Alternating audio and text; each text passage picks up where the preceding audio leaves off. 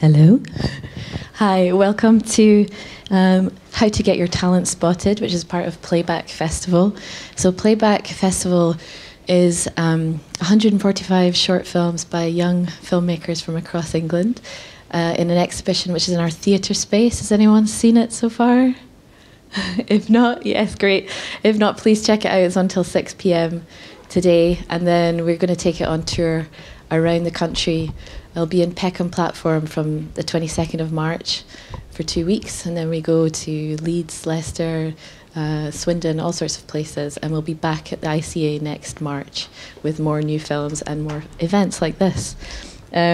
So one of the things that we wanted to do was hold an event about how to survive as an artist filmmaker, and how to try and get your talent spotted and get yourself known. So we've put together this panel, and I hope they'll be quite informative and inspiring for you today.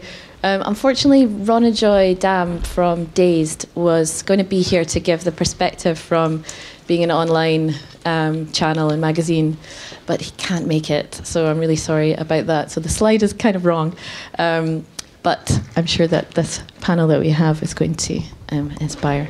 So I'll hand over to Simran. Thank you. Hi everyone, can you hear me all right? Good. Excellent. My name is Simran Hans. I'm a writer, film programmer, and that's it.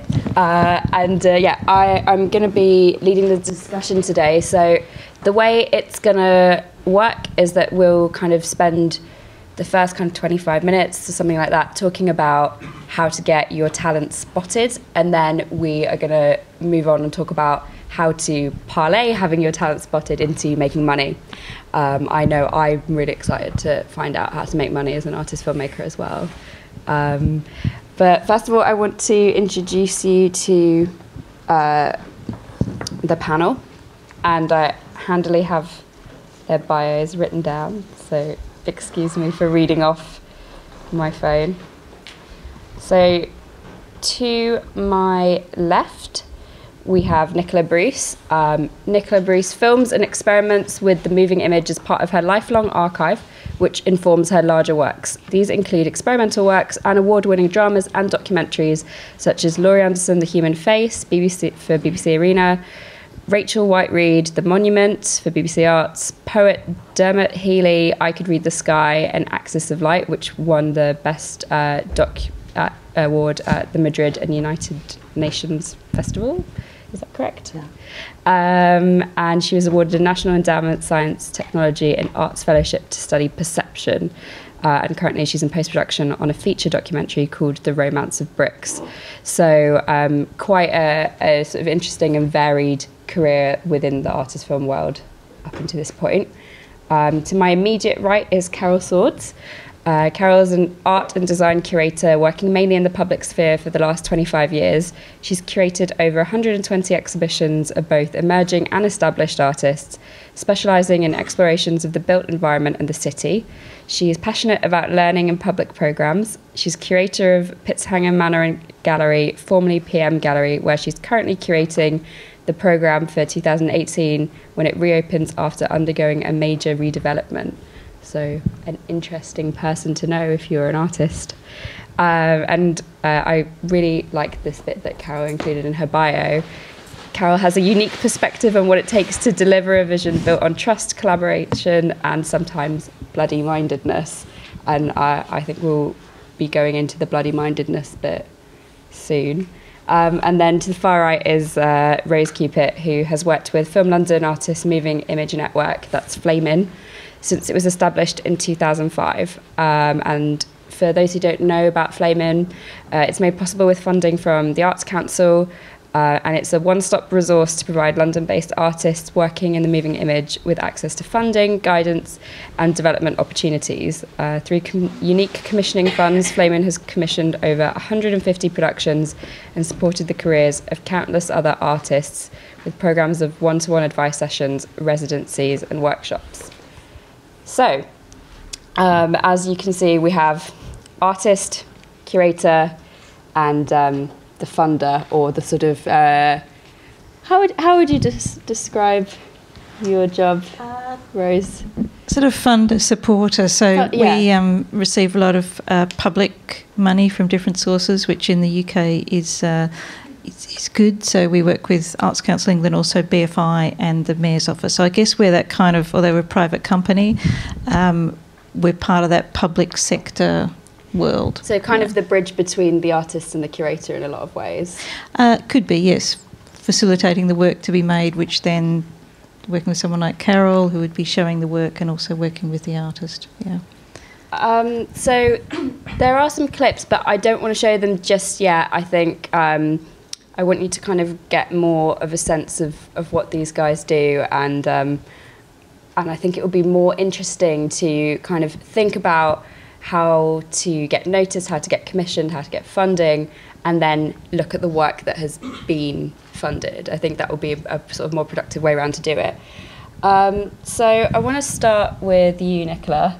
Can you tell everyone a little bit about how you kind of first started and how you were first noticed? What was your big break, as it were, if there was one? I don't think I can talk about big breaks, but I can talk about sort of an innate desire to record the world that I was in and how to express that and share that.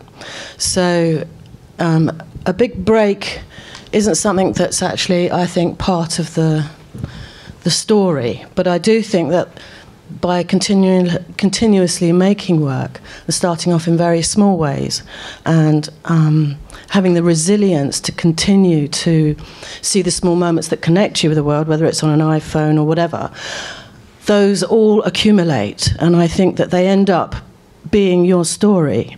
And eventually, by sharing those expressions of how you see the world, that they accumulate in other people's eyes, and then people start to come to you and say, how can we do this?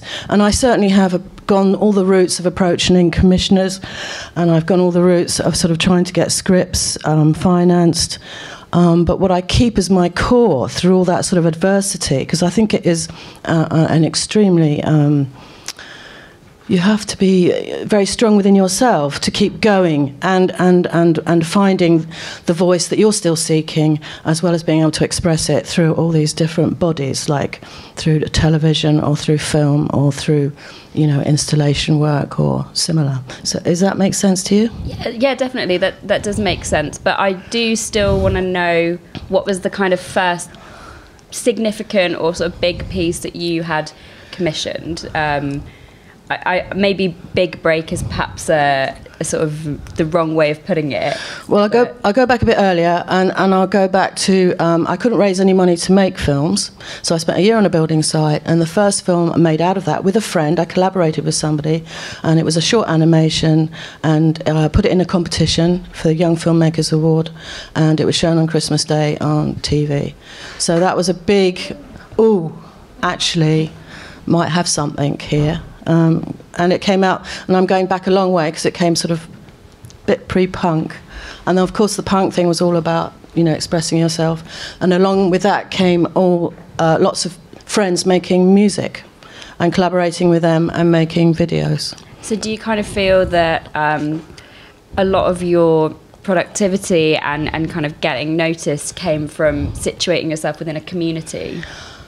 I think my community is really central, and it keeps you on track for whatever it is you're searching for. And I think that I always came from the basis of being a film poet. And what does that mean? Meaning that I felt the language of film, making images, putting images together, and that the world that I was actually in at that point was very dominated by language and by serving up scripts, and I actually just wanted to join up pictures. And so the only way I can describe that is by joining up pictures without scripts, seeing something that joins onto something else, seeing a line of thought, holding that as a core, and then working backwards either side of it, I began to create my world. And those cores then became... I would hold on to those, and then when something like... I was approached to do... I'm trying to think of the first thing I got asked to do that was mainstream, because the Rachel Whitereen thing did come out of knowing her but I had been making a lot of work. I've continuously worked, and I've done nearly everything, but I've always tried to keep this line. So when I did the Rachel White documentary, which we're going to show here, it's a very early piece, but for me it was really important because I wasn't working with big crews. I began to get very frustrated with working with crews because I didn't think I could get the intimacy that you need when you're working with another artist. You get into other situations with them, you want to see them working, you want to see how the dialogue is, how they make a piece of work. And I wanted to have me and my camera. And at that point the technology changed where I could have a small camera, go into a room and be very, very absent. I wasn't present with a big bunch of people invading that space and observing that process. So I think that is why I brought that piece of work to show here today. And that was commissioned through the BBC as an arts thing. And So how did that work? I don't work in artist film. I'm not sure how many of you guys are working within artist film or more kind of traditional filmmaking. But I'm curious to know, had you pitched it to the BBC? Had they come to you and sort of offered you something? I want to know like how they came to you, because that is definitely a big break, and that's a kind of a really exciting thing that happened. But demystify the process for us a little bit. Okay, so I was working. I'd come into a small broadcast company, and I was just sort of kind of working with them on various things, and I was still pushing through my projects that I wanted to do. And then somebody knew that I spent time with Rachel, and they said, you know, would you be interested? And basically just built it. I mean, I think the idea of just going to someone and it magically happening is very rare. But what I would do is I would prepare everything. If I had an idea, I would do a massive package where I would draw everything up, provide the cast and crew that I wanted, everything, like outline what I wanted to do, and I would present that to a lot of people. And I think the Rachel piece sort of evolved. So that's the extraordinary thing, that you can be doing all this work and pushing and nudging in all different directions, and then something just comes out. So that's where I'm not very good at explaining this, am I? How you actually get the opportunities. But you do knock on the doors of broadcasters, and you do make meetings, and you take the projects that are dear to your heart, and you absolutely prepare them all the way. So it's kind of about having quite a strong sense of what you want to present or want to create when you've got into those meetings. I'm a maverick, you see, so I don't really fit in the sense of, you know, like you talk to Isaac Julian, he's very uncomfortable going into these sort of situations, but he's a great filmmaker. So, and I think Derek Jarman sometimes found it really extremely hard, but somehow you find what the people that you. So I want to come back to that idea of it being difficult to be in like a meeting situation and being in these kind of corporate situations as an artist who doesn't necessarily feel like they fit into that world. But we'll come to that later. Yeah. I want to move along to Carol. And I'd really like to hear a bit about how you first got into curating and how you sort of developed a kind of a taste or an eye for things, and how you knew what to look for and where to look for it. Gosh, that's a lot. I think there's two routes here. I was thinking about this morning. There's the sort of formal route, and then there's the informal. Formally, I studied art history at university at Leeds, and when I came out, it was the 80s, and I had this big social conscience. So I was never happy with going straight into the art world as it was. And I went to work in a sort of, in those days it was called ILIA, it was a youth club doing arts work. And as part of that, I worked with young groups of young girls, and I did some filmmaking, I did all sorts of things. But, and then I left there and I went to an organisation called Pimlico Arts and Media, which was an arts training organisation which had film photography and graphics. And along the way, I sort of realised that there was room within these organisations to develop things I wanted to do. And so I started to develop put forward projects within the organisations, sort of exhibition projects, and I was just learning. I was just completely learning, still am, absolutely have to say. And then there was the informal route that I did outside of this with other friends and collaboration. And one of the things I can't stress enough is that your friends and your peers that you work with are your most useful teachers. And it was through working with friends who had completely different skills to me that I started to understand what I wanted to do. And I set up a magazine with 2 friends, and it was an arts magazine. It was called A3, simply because the page was A3. And we were learning, and I was approaching, my part was to approach the artists, to talk to them, figure out what work they wanted to put in. Another member of that team was really good at fundraising, which is not my skill. Another member of the team, there's only 3 of us, 3 women, she was really good at marketing, and we got together and we actually got funding out of the Arts Council for you wouldn't do this now, I have to say, for a magazine. So that was my first sort of, I don't know how to express it really, foray really into doing independently.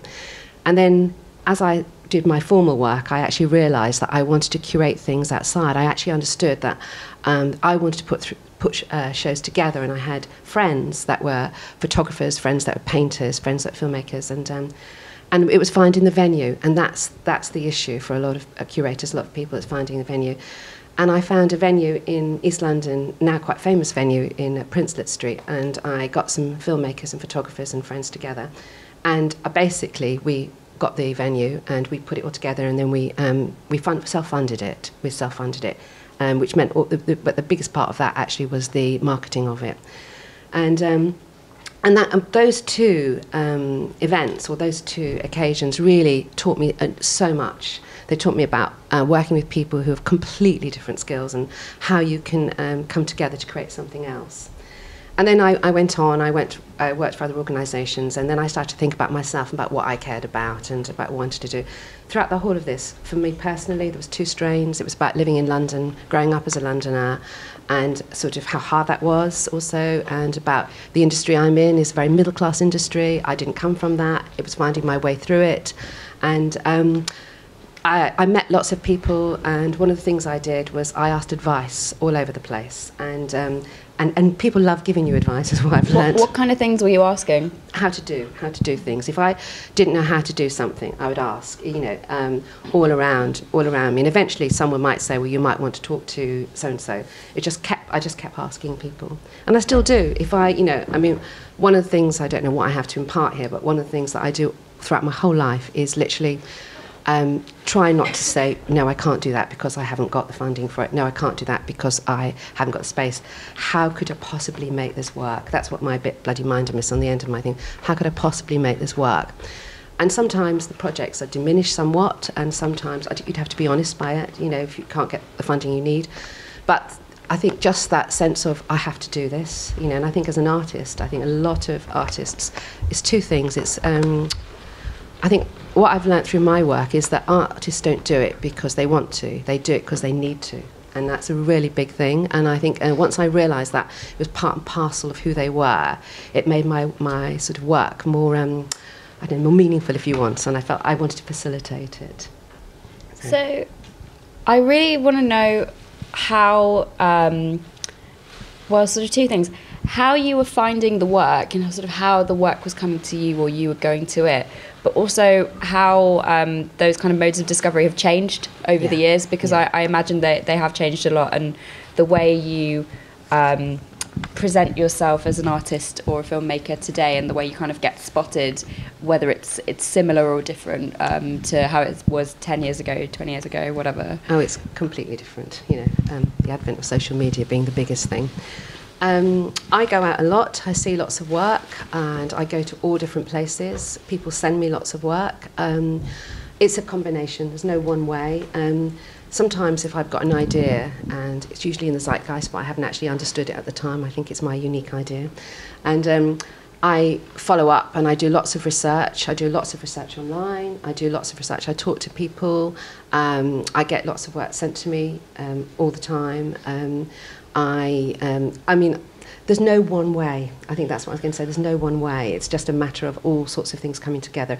If I've got, I make a point of working with emerging artists as well as quite established artists. and I work with the unique place where I am at the moment is I'm working in Pitzhanger Manor. It used to be called PM Gallery. It's I don't know if any of you know it, the architect John Soane. It was one of his homes. Everyone knows the Soane Museum with a sort of like little sister along the way.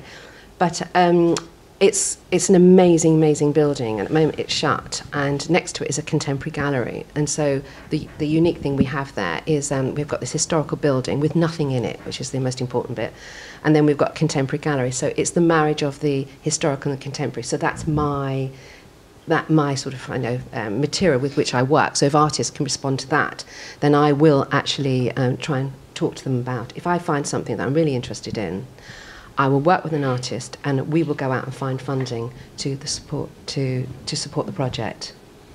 I was going to say there is one thing I think, you said that everything's changed with social media, but I do think that you do drive, as an artist, you do drive your own screenings, you do drive your own world, you do show your own work in parties and very strange places, or, wherever you feel it's appropriate, and you get together and you kind of force your way through, and then people come to that. I don't think necessarily you go through the normal channels, do you? You actually have to sort of set up your own kind of scene, really. And I think one of the things when I was really thinking about today is exactly what you just said, Nichola. I think that the only way forward, actually, for contemporary artists or filmmakers in whatever medium you are, is to collaborate with your friends and to actually go ahead. Don't wait for it to come to you. You have to go out there.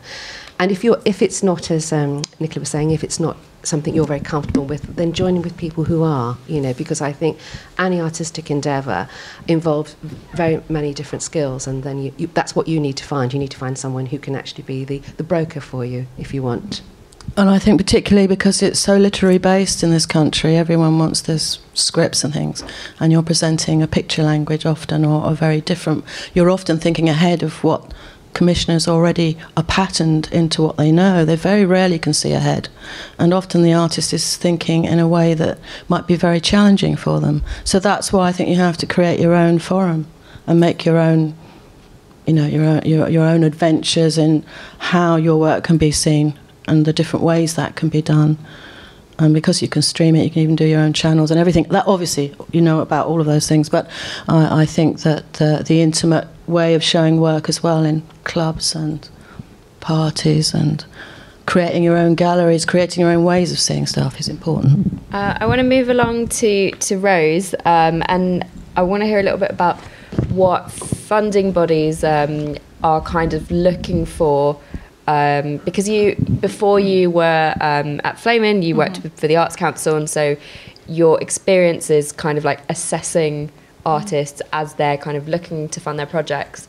So it would be, I think, quite useful to kind of know what kind of things that you're looking for, and what kind of things are not getting, like, where is the money going, kind of thing, like what's not working, and what for the sort of stuff that FLAMIN or the Arts Council fund. Okay. Well, we are, I guess, in a slightly different position because we're one of the relatively few organisations where you actually apply for funding. So obviously galleries, as Carol was saying, there's a more complicated way of them locating work and supporting it. But Film London, through the funds that I run, so it's FLAMIN Productions for artists working in moving image, so people who are probably coming from a fine art background and are using moving image as their medium, probably more gallery based, but not necessarily exclusively. Other funds that my colleagues run, there's a short film fund called London Calling, which supports 20 early career short filmmakers each year, and a feature fund that my other colleagues run for micro budget features, so it's 150,000 and under, so it's really truly micro budget. And then other key organisations like Arts Council England, who I worked for previously at the time when they were setting up a new funding scheme called Grants for the Arts. So if you're not aware of that as artists, I'd say really do have a look at that. It's a totally open fund. Individuals can apply, organisations. There's a very quick turnaround time for small amounts of money. It's hugely competitive, but the money has to go to someone. So I think you should definitely have it on your radar. And then obviously for the more film industry side of things, there's the BFI, the British Film Institute, and another organisation called Creative England, which is more for first-time filmmakers. So all of us have funds that you would apply to. So there'd be published criteria saying this is what we're looking for, and what we're looking for is usually something that has been, I guess, strategically identified as being a gap, something that the market isn't going to support, something that's important, something that we should cover. So with those sorts of funds, it's absolutely vital to look at those criteria in great detail, and I think really importantly look at the kinds of works and artists who have been supported previously, because I think what we find the main reason for people not being successful is that they're just not right for the fund. And the scheme that we run, FLAMIN Productions, is for mid-career artists producing sort of larger scale, slightly more ambitious works, which for us means investing about 30,000 in them. In the last round, we received 80 applications, and we could fund 2 projects. So that's the kind of, I guess, sort of level of competition. So to stop people wasting their time, I'd always say it's just absolutely, read it through, look at their criteria, and talk to people. People like us, BFI, Arts Council, they're paid to speak to people and advise them so that they will be available to talk the project through. But so that's sort of an overview. So that's the kind of the sort of the bare bones of the answer, right? So there are lots of opportunities and kind of funding bodies out there that can help you if you're a filmmaker, and it's kind of worth really making sure the project matches the spec to get the funding. But in terms of the more ephemeral stuff, in terms of the sort of secret ingredient or the kind of exciting things that you can't quite put into the bullet points on a job spec, what are you looking for kind of more broadly, if you can give people an idea of that? Sure. Well, for us, because it is a fund, we can't support that many, and I think that's the case for most funds. You have to be really selective. You're looking for something which feels like it's absolutely at the right time for this filmmaker. So it feels like it's the project that must happen. It's the piece that will push them forward. It is the new thing. It is there's a momentum, and it's a combination of factors of getting a sense of that. I mean, partly certainly look at people's previous work. We try and go and look at work in situ, but certainly almost everyone we work with would have something online. So if it's a Vimeo link with a protected password protected or whatever, so look at what people have done before, and then so it's important to kind of have that online presence. Absolutely, for these kind of schemes. Yeah.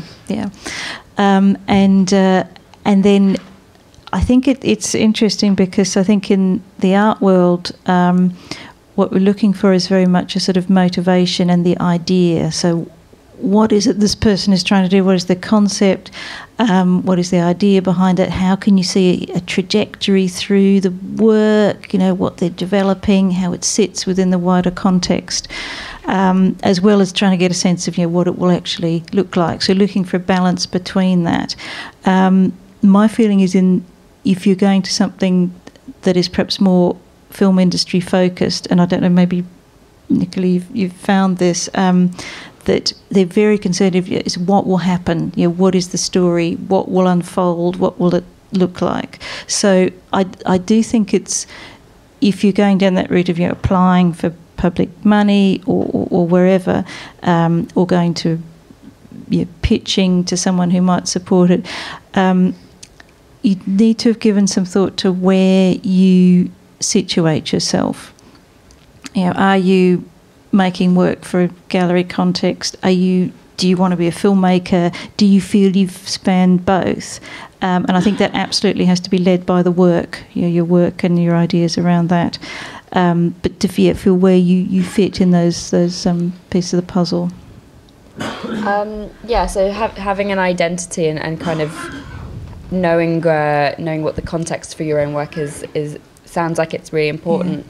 I want to know from all three of you, what are the kind of like basic things that you need as an artist or as a filmmaker to kind of not even to stand out, but the sort of basic things that you need to have in terms of like social media, show reels, a website, etc. Like what? Okay. I think obviously the landscape of these kind of things has changed over the years, and so there are probably things that you need now that you didn't necessarily need 15 years ago. So what do you think is absolutely essential to kind of have in terms of having a presence and marketing yourself? And I'm sure you have different answers, so maybe you can start, Nichola. Well, whatever feels comfortable. I think go for it all. I think you absolutely have to have a website, obviously, and you have to do as much communicating as you can online. But the thing is, like this idea of applying for things, you're saying there's 2 people out of maybe 80 entries, and those applications are very complex, and that whole process can get, I think, very demoralising.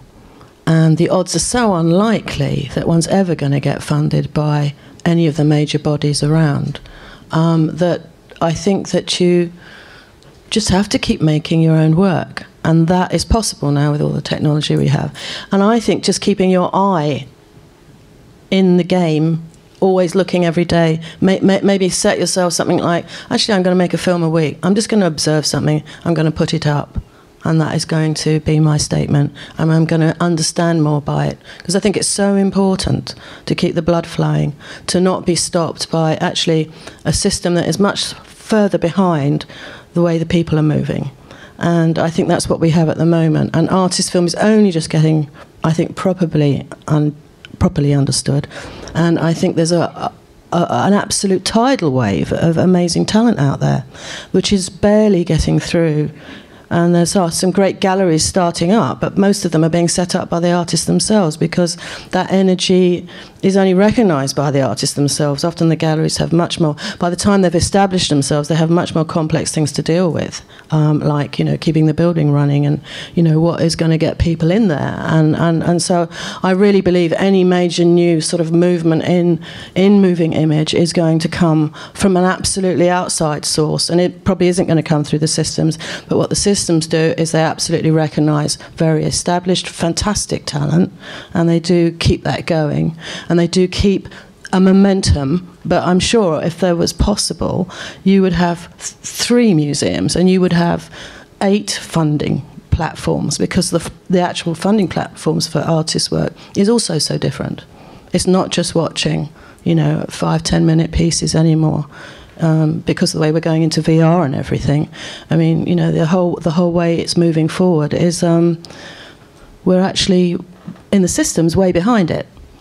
So I don't know if sorry. So I think, you've got to be ahead. You've got to drive it, and something amazing is going to happen. And even if you drive yourself in your personal ways, like through your Instagram or through your websites, and through you will build something that you will feel strong about. And I think it's content, always. It's not about getting the lucky moment. Some people maybe do, but in the end it's content and your association with the world and how you want to express it. So that's one answer, is to make sure you're kind of keeping up with your practice and finding a way to keep making the work regardless of who's looking at it, in a way. Absolutely, because I do believe...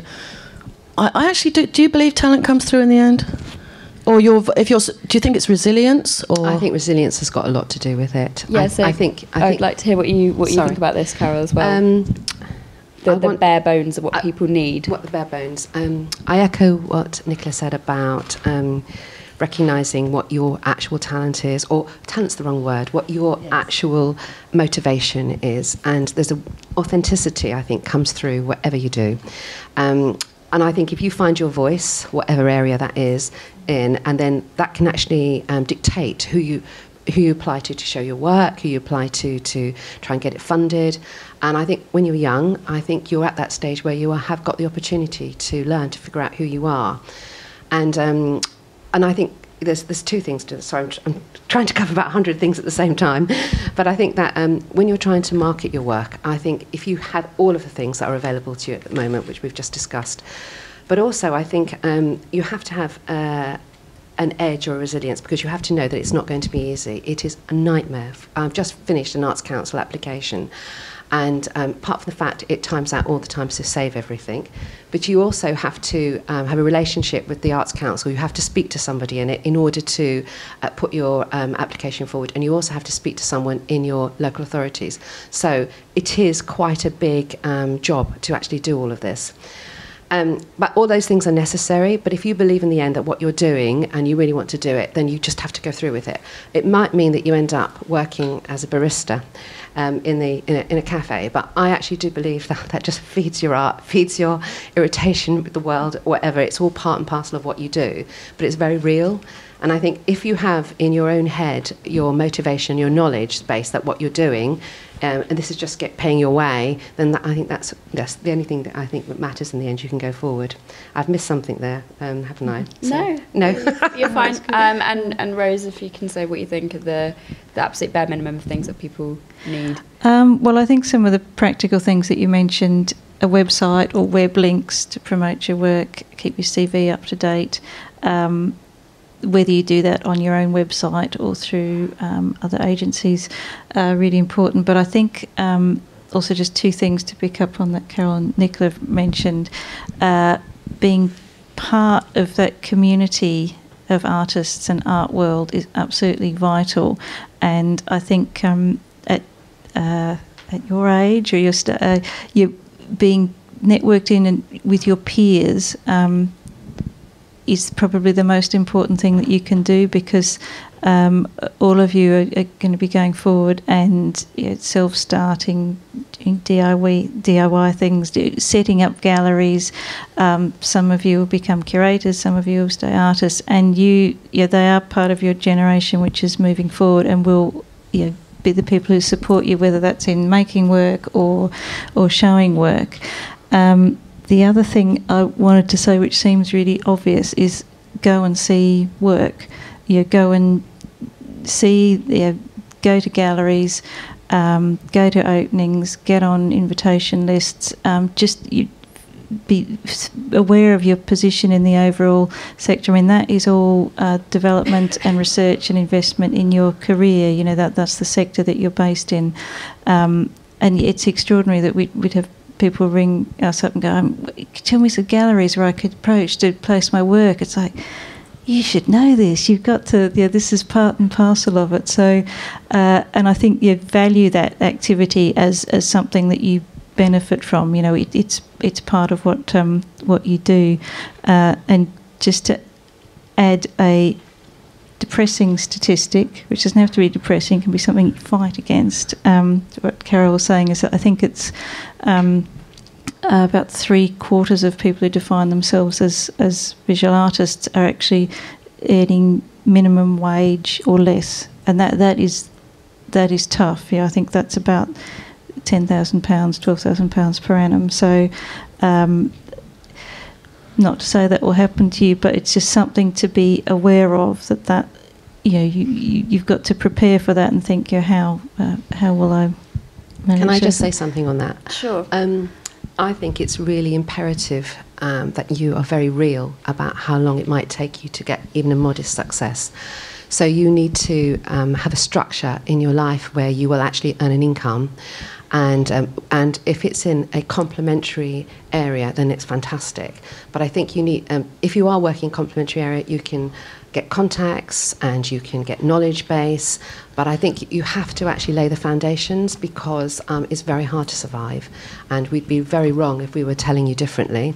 And I think that working in an organisation which you share the aims of, or they have some association, is something that's really, really helpful. And I think that, honestly, I wish you all the best. Well, we're going to go into this a little bit more later, but I want to show the clip. So if, Rose, you could sort of introduce your clip that you brought today and kind of explain the collaboration between Random Acts and FLAMIN. Okay, so I just wanted to show a short clip just to give people a sense of the sort of work that we represent, rather than go through a list of names or try and describe it. So we commission Random Acts films through the Jarman Award, which is an annual award in the name of Derek Jarman to recognise and mark out, I guess, that sort of spirit of experimentation and risk-taking in moving image work in the UK. And there's a nomination system where curators, producers, commissioners around the country are invited to put forward names of artists that they think are worthy of that. We select 6 filmmakers each year who represent a shortlist. We put together a program of their works which tours the country, and there's a winner which is announced at the Whitechapel Gallery at the end of November. So the award is sponsored by Channel 4, and they give a Random Acts commission to each of those 6 artists. And this piece is won by Bedwell Williams, who was shortlisted 12 months ago now, and he's a well-established artist. He's represented Wales at Venice Biennial. This piece is interesting though because it's sort of a kind of creative use of the money. There's a budget which comes along with the Random Acts films, and Bedwa combined that with some funds and support through Artis Mundi for making a new piece of work. So the 3-minute piece that you're about to see, which hasn't been broadcast yet, so it's a sneak preview, and I think no one's allowed to take any photographs. And forget that you ever saw it after that. He used the material he'd put together for a much longer piece, which was shown in Cardiff and Barbican, which represents a city. I think it's about half an hour. And this piece is using that footage speeded up and with a separate voiceover. So he works a lot with voiceover rather than scripting something at the start. And so it's also his own voice. So yes, it's really to give a sense of, I guess this is the kind of area that we work. Cool. So could we have the first clip, please? I'm aware that time is kind of pressing on, so I want us to be quite practical in this part of the discussion, and then there will be some time for questions as well, if you have them. And really what is the uncomfortable thing that we're here to talk about is money. Being an artist, being a filmmaker is not a particularly lucrative career choice. Obviously you don't do it for the money, but I think it would be really useful to know what expectations people should have about kind of entering that kind of career, and yeah, sort of things that you've learned about being an artist, being freelance in a way, and kind of sustaining yourself while still kind of making sure your practice is authentic. I think there are very interesting things that an artist has to face, and one of these are, do you just let everyone see your work, or do you create a small package, beautifully designed, with your film inside it, your written intent, this very personal sort of way of presenting stuff, which is, this becomes an object which galleries will acquire and museums will acquire. But if your voice has also got other things to say, then you need to just let it go out into the world. So how do you enumerate from that? The way to do that, I guess, is you charge. So you go onto sites like Vimeo, pay to view, and you get your following, and you say, look, I've got a new film coming out, please watch it this month, support your filmmaker. And everyone then will pay you through a pay-to-view channel.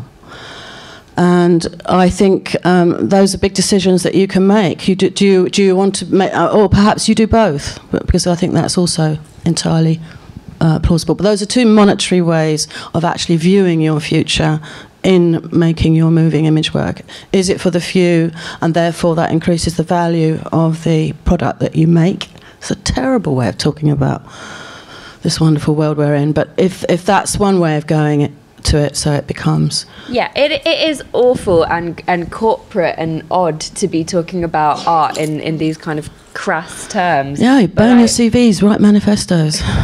But I also think that it's also necessary to, and I think that the industry is quite opaque, and it can be really difficult to kind of know how to get to where you want to go in a kind of practical, tangible sense if you don't have kind of certain information or kind of examples to follow.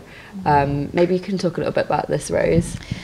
Yeah, well, maybe just to give some examples, say through FLAMIN Productions, the scheme that I mentioned, probably most of the artists supported through that have been making work professionally for perhaps up to 10 years. We've supported, there's probably about 24 completed films. I would say out of that, probably 18-ish of those artists teach in higher education institutions, which might only be 1 day a week, but they would have that as their core. If they're making big work, they take a sabbatical, unpaid. Of those 24, probably 3 or 4 of them have a parallel career using their technical skills that they have as a result of or part of their work. So artists making moving image work for that period, often they work as DOPs, they're very skilled at that. I know someone who has a career as a focus puller, directing music videos. 3 or 4 of the artists we've worked with have done that, and that can be really lucrative. And then probably out of that 24, maybe 1 person I think must have heard of private income, because I can't tell how else they could possibly have supported themselves. The other 2 areas which I think are important is selling work. So maybe half of those people would have some sort of representation through a commercial gallery. And so obviously they represent the artist, they have a group of collectors, they go to art fairs, they promote their work there. If there's a sale, the gallery takes a percentage, the artist takes a percentage. Moving image work is notoriously difficult to sell, but people have found ways around it. So people would audition a work, usually an odd number, so 3, 5, 7 works plus an artist's proof. The gallery would sell those works, and the price would get slightly higher by the time there's only 1 left. My feeling, and this is anecdotal, not through any research, is that museums and institutions are probably the bulk of the buyers for that kind of work. I know there are private collectors. I think that resale is still not something that really happens widely with artist moving image work. So with a painting, someone might buy it, a thing as an object that they're investing in, and then they're going to resell it. But there is a market, so there is a little bit of money made through that. And obviously people do get exhibition fees for their work, but with the gallery sector being very strapped for cash, they're never going to be big amounts. And again, and I don't know, Carol, my feeling is that if you got £1,500 for an exhibition, that would be pretty substantial and pretty generous. So it's generally people wouldn't make a living solely to that. It is really a even at that level a portfolio of different things.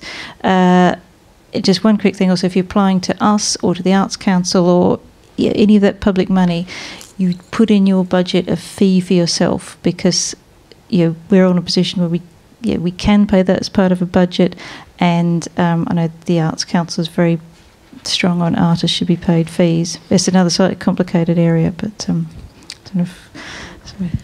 A few things. I started talking previously about working in a complementary industry, which I think Rose and Nichola have spoken about a little bit. I think it's very important. I also reiterate the idea of working in education sphere in some way, not just necessarily teaching in further education, but I employ a lot of professional artist educators. By that I mean, and a lot of them are filmmakers, and you can work within schools, you can work within galleries. Most major arts institutions have education programs, learning programs, and they're always looking for artists all the time to actually facilitate workshops. I think it's a really, really good way of earning a living. It's always nearly interesting. I've done some brilliant work. I've worked with Chocolate Films on different things, which are a great artist-led collective for filmmaking. It's really hard to, I mean, there's no two ways about it. I think it is hard to monetize, lovely word, what you do, but you have to be real about actually living, and if you live in London, you have to be real what it costs to live here. I would say be careful of the commercial galleries. I work in the public sphere for a reason. They take sometimes 60% of the commission in what you're doing, and you'd have to negotiate it very, very hard, very, very hard negotiating skills, but it's a large proportion. Also, the moving image, again, is difficult to resell, so certain galleries won't work. One organisation I forgot to mention, I'm sure you'll know, is Film Umbrella, and they work with artist films the whole time, and they're really, really good, and I think you should look up to them and see what they're doing. I find this a really hard question to answer, because I think most filmmakers and artists struggle enormously to live, and that's the answer to it. Sorry, do you want to say, Nichola? Well, I think it's very interesting because it is such an intangible thing and it's up in the ether. And what a lot of artists do, they either create books which have the process of their work in them, and then those books can actually bring in a small trickle of income. Independent cinemas, of course, you can split the door, and there's all those kind of things. And a lot of artists I know also have artifacts in their films, like the Cremaster series has wonderful objects, and quite a few other artists I can think of that use sculptural objects in their film, and those then become the tangible element of this ethereal thing that you're making.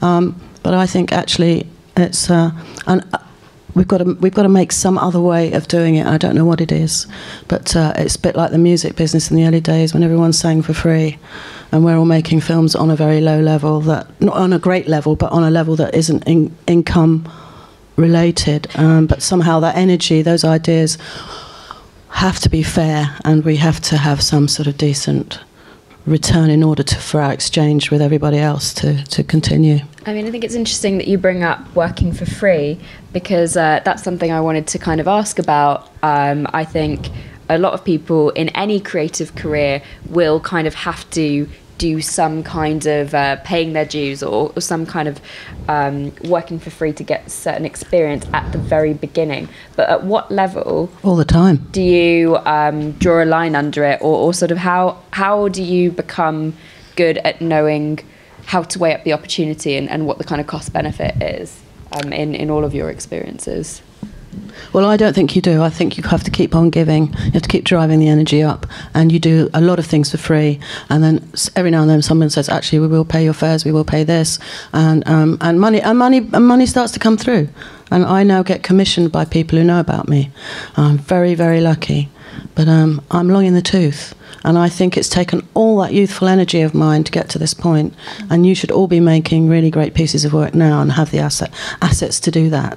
So we have to have a rethink, and I don't know what it is.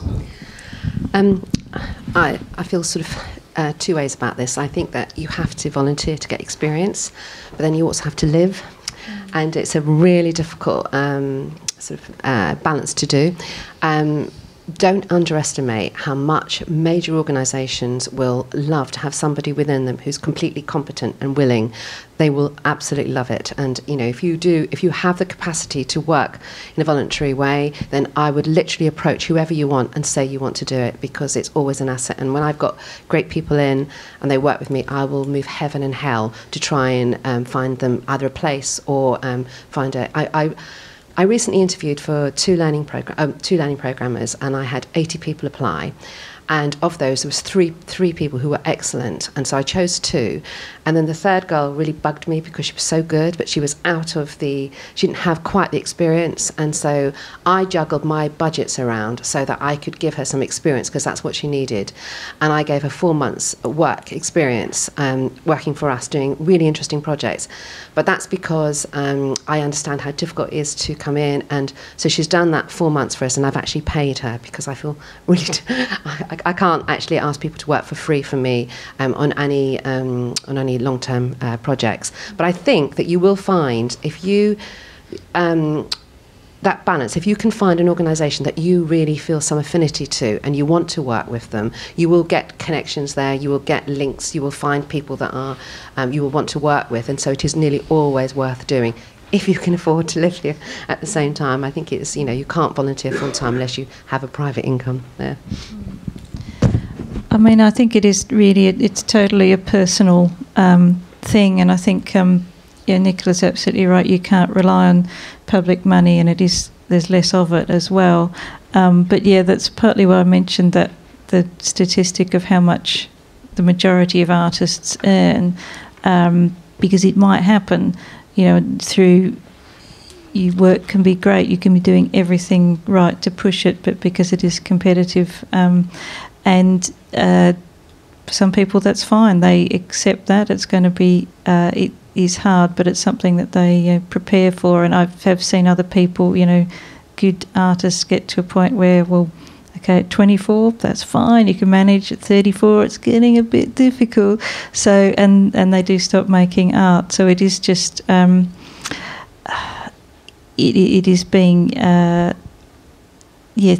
thinking about other ways around it, and being prepared that it could be a tough haul. But I think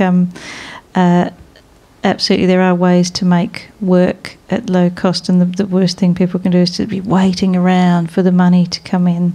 I think we've all seen that before, people who are just don't actually start anything, but I think keep the momentum going with making work. That's the important thing.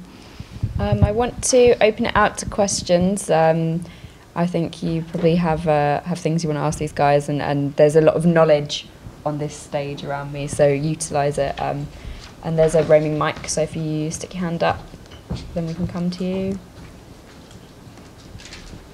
None? Yes, at the back. Wait, can you wait for the mic, please? I know it's a really leading question, but what's the most surprising way you've spotted an emerging person, emerging artist? Or what kind of made you think, oh, that's an interesting way? Or We've got your mic as well. Sorry. If I've got an idea for an exhibition or show, I will go out and I will look everywhere and find something. And probably, actually, just talking to somebody sitting at my desk, and they will say, have you seen the work of? And I will go and see. I'm wary of actually seeing lots of art actually just on the screen, because the feeling, the atmosphere, call it what you want, is very different. It's not a very original answer, but it's the truth, actually. It's just actually by talking to people. I don't think people have sent me in lots and lots of CDs and time and now show reels, or usually links on things. I don't think I saw the work of Boucher Rakali, who is a Moroccan artist in New York, actually, last summer. and I'd never seen her work. It was absolutely magnificent, and I just stood still in the gallery sort of looking at it, and she makes this wonderful work about the migrant situation, and it's maps of Europe, and she pencil draws the routes of all the different migrants, and they are actually speaking over a very deadpan, there's no emotion in it, but there's all the emotion in it. And I just stood there, and actually I just thought, this is fantastic work, and it's very meaningful, and it shook me, and I thought, that doesn't actually happen very often, but it was in New York, actually. So it's a different world.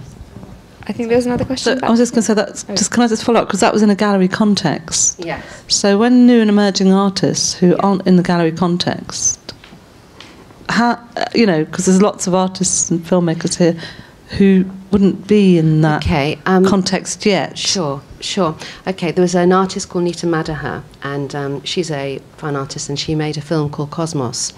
And I met her at a private view, and we just sort of chatting, and she did send me her work, and I looked at it, and it was just, she was an emerging artist at the time, and I just realised that she met what I needed at that moment. I want to do something with film.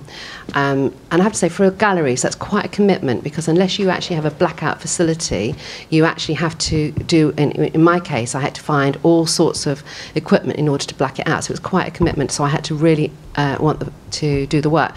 I remember just bumping into Nita, talking to her, and she gave me her card, as artists do all the time, and I did go back and I did go and look at her work. But before you all start sending me your stuff, it was the moment where she was providing something that I had been thinking about. I'd been thinking about doing something around nature and the work that I was doing, because the gallery is situated at the back of a park, and I wanted to have a sort of envelope of it all. And so that's, I think that, I can't think of anything else, sorry. Do you have any more? Yes, at the back here, please.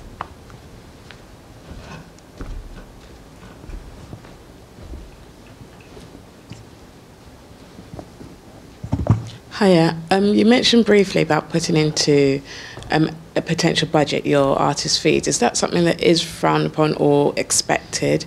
And is there sort of would you be expected to put maybe a industry rate down, or kind of how do you go about that to make sure that you're covered? Well, for us and for the Arts Council, possibly with a gallery, if they have that capacity, then you would be putting in a fee. It's tricky because I would say that fee would never represent all the time that you have spent on that project, particularly if it's something people take a year, a couple of years of sort of researching and developing, and there's a lot of time that goes into it. I mean, we have a guide that is, we say, sort of up to £5,000 could be towards an artist fee, but it's very much depending on the overall scale. Maybe people are getting in money from another source.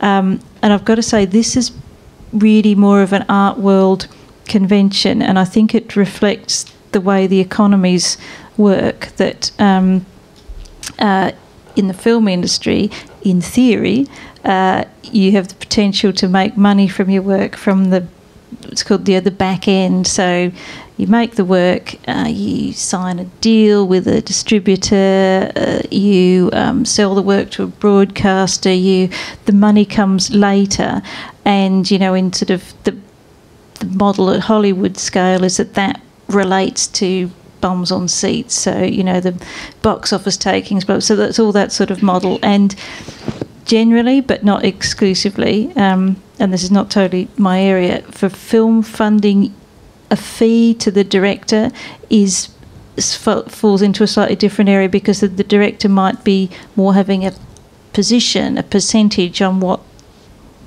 they're actually going to receive when the work makes money, if it does. So certainly art world route, yes, you would put in a fee, and that would go to you as the artist, director, creator, which is not related to any money that the work earns in the future. That's yours as something towards your cost. But I don't know if, Nichola, is that your experience? Well, I think that's, absolutely. But what I would do is join Artist Newsletter, and they provide all the contracts for artists and all the sort of frameworks for dealing with galleries or other, and they can also give really good legal advice and stuff like that. But on a very simple level, they've just got everything in the newsletter that shows you how much an artist should get paid or should expect today, and how to charge for your materials and all that kind of thing. So I think they're really the best people to go to. So that's AN or Artist Newsletter. They're a really good organisation, and ArtQuest as well, which I think they work a lot with AN Artist Information Company. They put together guides on what you as an artist should be charging, and I think also for things like workshops and education work, they have a guide as well. And also Join Lux, because that obviously has a guide of what opportunities are coming up with regard to artist screenings and what to go and see. Another really brilliant organisation. I think we're going to wrap it up. Oh, we got one more? How many more? 2. Okay, let's take the questions really quickly, both at the same time, and then you guys can respond. And if anybody has further questions, then I think these guys, you might be able to grab them on their way out. So yeah, let's hit the tea. Hi. Thanks to the panel of speakers today. It's been really interesting. What I wanted to say is, I know a couple of you mentioned using complementary technical skills as a source of income, say as a DOP or a focus puller. What I wanted to ask is, in your experience, artists that you've worked with, how have they navigated their public kind of marketing persona of how they've marketed their artwork, but then also, because you market technical work in a very different way, and how they've sort of navigated that public persona. And we'll take the other question as well at the same time. I think you have to decide who you want to be. So, Philip Larkin was a librarian. Can we have the other question as well first? Is that right? Hi, sorry. Yeah, I also thought the conversation today has been really interesting, so thank you for that. But I was wondering, do you think it can be problematic making work without funding because it could possibly compromise cinematic quality, or do you think that's something that shouldn't be worried about in artist film and isn't really something you pay much attention to when interpreting it? So the 2 questions, to kind of summarise, one is about sort of having 2 different skill sets, one as an artist and one as somebody with technical skills, and how do you kind of market both kind of skill sets at the same time without them kind of impinging on each other. And the other question is about making low budget work or sort of working for free, and whether that compromises the quality. I think maybe Nichola would be a good person to take this. The first one is decide who you want to be in the public eye, because Philip Larkin was a librarian, but he's also one of our greatest poets. I can use a camera very well, but I want to be seen in a different way. So you decide, but it's very important. It's a wonderful thing to sort of have that skill there, because that will bring the money in, obviously. And the other thing is with quality, technical stuff. I mean, you work with whatever you can. Love the quality of a phone. Love the quality of. It's great, obviously, having a proper budget, and I think working in low budgets does give you the discipline to structure everything properly, see what you can achieve, and it means that when you come across those mega budgets, and I like to work across all of them because they do different things for me, and you end up with a very, very different result. And it's wonderful doing everything in HD, but there's also something very true and honest about other ways of working. So it's really like working from pencil to oil paint, really. Just think about it as for what it is and make it as good as you can. I don't know if you guys have anything else to sort of offer on those last few points. Just to echo what Nichola said about the quality of the filmmaking is not the most important thing. I think, as I see work all the time, it's the essence of the idea and the construction of it. That's all. Yeah, I think that just about sums it up. Yeah. Can I just say something on a positive note? Yeah, of course. Please do. Because I have felt that there's a lot of your life's going to be hard here. Sort of recently, I've been sort of looking a lot of VR work and virtual reality. And one of the things I looked at something the other night, which sort of I thought was quite incredible in terms of possibilities for you all, and that was the French photographer JR. And there's a piece of his work which you may know in Paris. If you haven't seen it, go and get some Google glasses and have a look at it, because I think this is going to open out so many opportunities for you. And it's at its infant stage, and and I just think there's so much possibility, and it's like at the beginning of the internet. I think this is going to be huge, and I think that for you as filmmakers, it's something you should look at and keep your eye on. And because I think for myself, in terms of the gallery experience and what I'm doing, I'm really thinking about it. I'm thinking about it in terms of not just artists and making films, but about how I can look at the house, which is a sewn house with no collections, and how I can do something with that, and working with a artist and a filmmaker in order to make that happen. And so there's got to be lots of people like me, and I think that those will be opportunities there, and they're coming, I think. So just one really quickly little plug. If you haven't already, do sign up to our newsletter, bulletins, Twitter feeds. Later in this year, we're hoping to launch a new development program for early career artists working in moving image. We'll be supporting a small number of people initially, but hopefully expanding that. So we would love to hear from all of you if you're interested. And you are the dreamers of our future, so you've got to really keep going and make everything really fantastic so that our minds are utterly shifted in the future. Thank you. What a nice note to end on. I'd like you to join me in thanking Nichola, Carol and Rose.